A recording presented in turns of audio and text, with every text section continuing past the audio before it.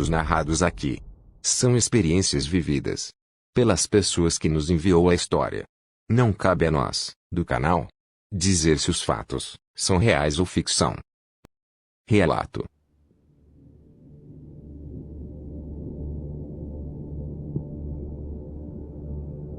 Antigamente, nas proximidades da fazenda Galo Branco, um pequeno vilarejo foi fundado e nomeado por Nossa Senhora dos Cafezais. No século XVIII, era uma região produtora de cana-de-açúcar, banana, e especialmente café.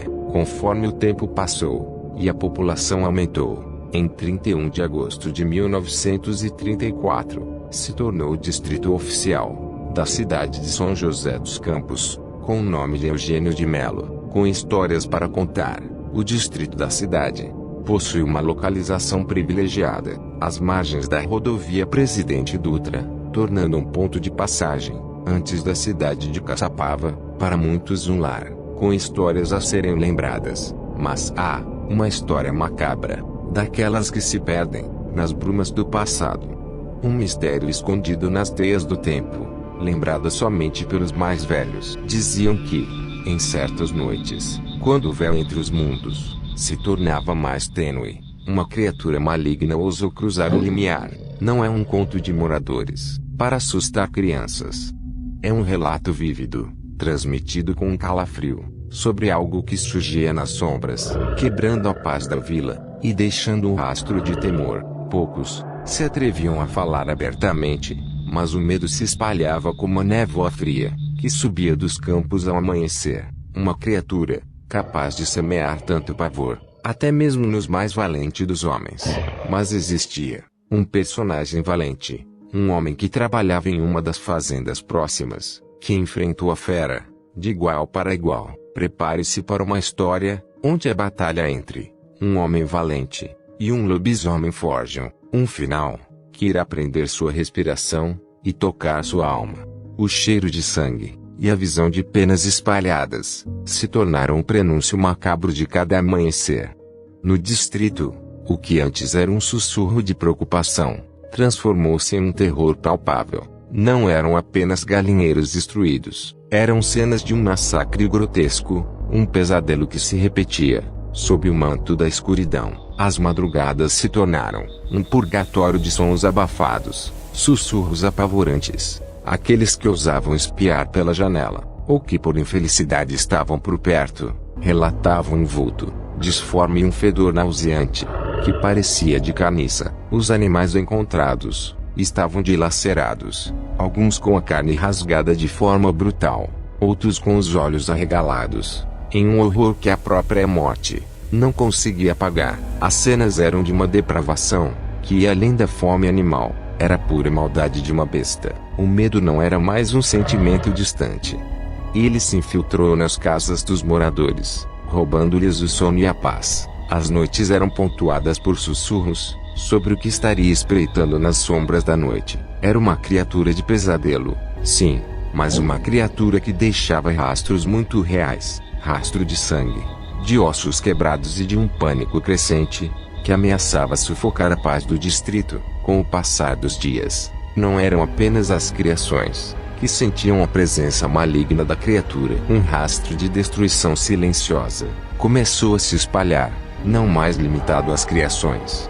Pequenas plantações amanheciam arruinadas, como se uma força invisível e faminta as arrancasse com garras durante a noite. Os agricultores locais, antes preocupados apenas com os animais, agora enfrentavam um medo crescente e mais profundo, uma ameaça que atacava as plantações, sob o manto da escuridão. Ninguém a via, ninguém ouvia, apenas as cicatrizes deixadas na terra por garras profundas, e também, em algumas árvores, além de um fedor nauseante marcando a presença da besta, inexplicavelmente que se tornava, a cada dia, mais audacioso e aterrorizante. Nas noites seguintes, o véu da rotina foi rasgado, para uma moradora do distrito. Seus olhos fixaram-se em uma sombra furtiva, que se esgueirava para dentro de seu galinheiro. O horror se desenrolou em um silêncio macabro. Um homem começou a arrancar suas roupas, enquanto berros distorcidos saíam de sua garganta. Ele se contorcia, rasgando-se por dentro, rolando freneticamente sobre as fezes dos animais, como se seu corpo fosse um casulo, prestes a explodir, diante dos olhos paralisados da mulher. A forma humana se desfez. Não foi rápida, mas uma transformação lenta e agonizante, com ossos estalando, como se tivesse quebrando. Pelos brotaram sobre seus músculos, e logo os berros converteram-se em rosnados guturais. A figura que se ergueu, lentamente do chão imundo, era bestial, uma criatura de pesadelos, com olhos que brilhavam, com uma fome indomável. Na escuridão, o silêncio que se seguiu após aquela visão era o mais aterrorizante de todas. A criatura, agora liberta, disparou pela estrada, mas sua liberdade marcou o início de um cerco de horror. Os uivos antes distantes viraram uma sinfonia constante de pavor. Nas noites do vilarejo, os ataques brutais aos animais continuaram, mas a fera se tornava cada vez mais audaciosa. A sombra que antes espreitava nos campos, agora se aproximava das casas. O medo mais primitivo tomou conta quando o lobisomem, não apenas mais rondava as casas, mas ameaçava as próprias pessoas, com aparições aterrorizantes, na penumbra com rosnados, que anunciava sua presença. Perigosamente, o vilarejo não estava apenas assombrado, estava sob sítio, a refém de algo que transcendia o pesadelo. Com o medo se espalhava, igual a uma doença pelo vilarejo, a cada uivo, e cada sombra, espreitando as casas com seus rosnados próximo a elas. Mas um homem se destacava, em meio ao pânico. Ele era destemido, enquanto outros se encolhiam, atrás de portas trancadas. Esse homem não demonstrava temor diante do mal que os assombrava.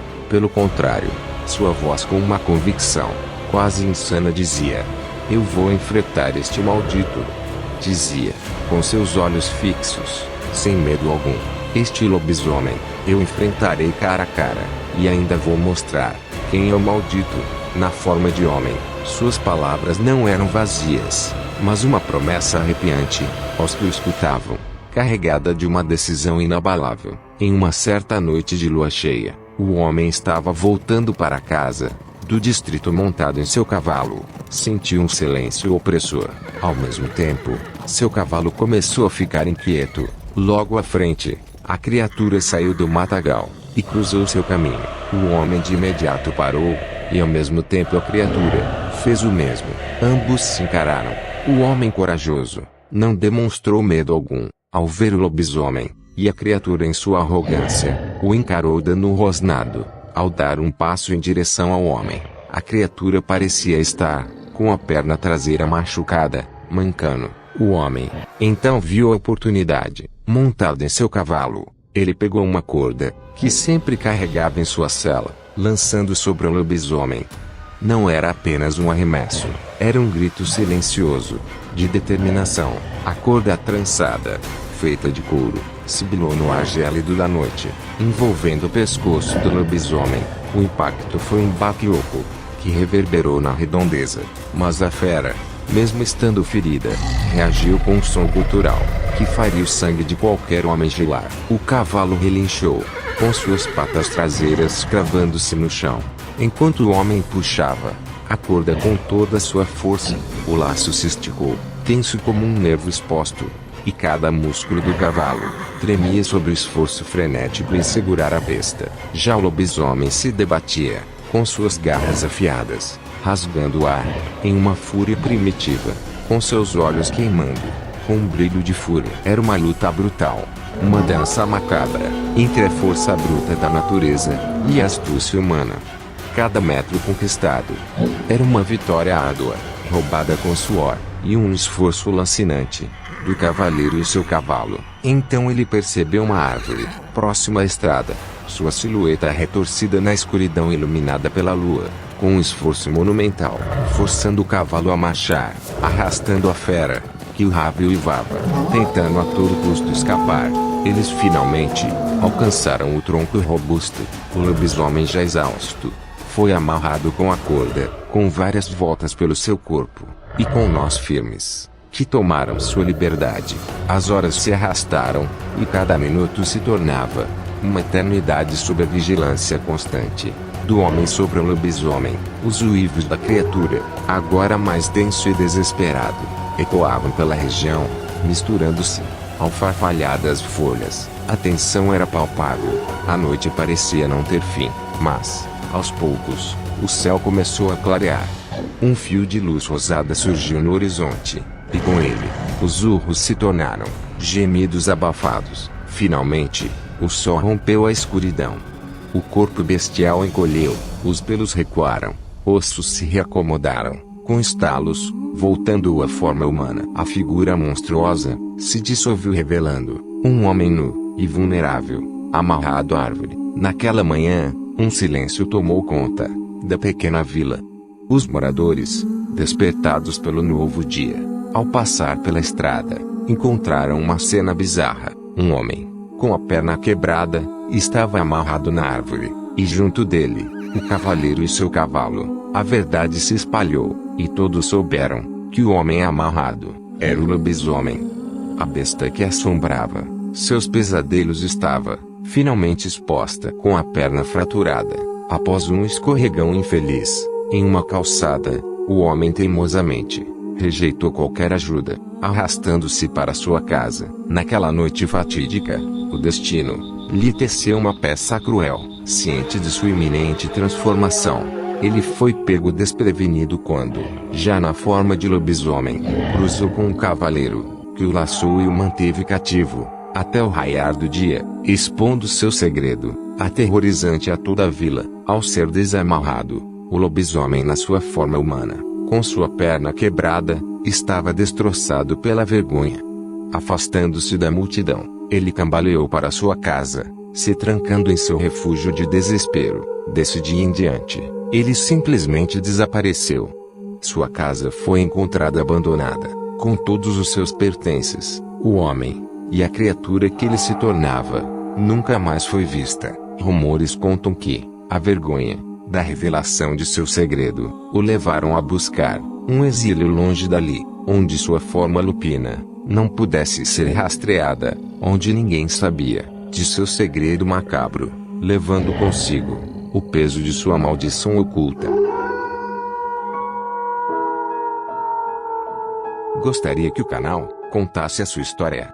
Nos envie. Não precisa se identificar. Ficaremos gratos em poder contá-las. Os links de contato estão nas descrições de nossos vídeos. Você gosta dos relatos contados pelo nosso canal? Compartilhe nossos links nas redes sociais. Isso ajudará o canal a chegar a um número maior de pessoas que gostam de histórias como essas.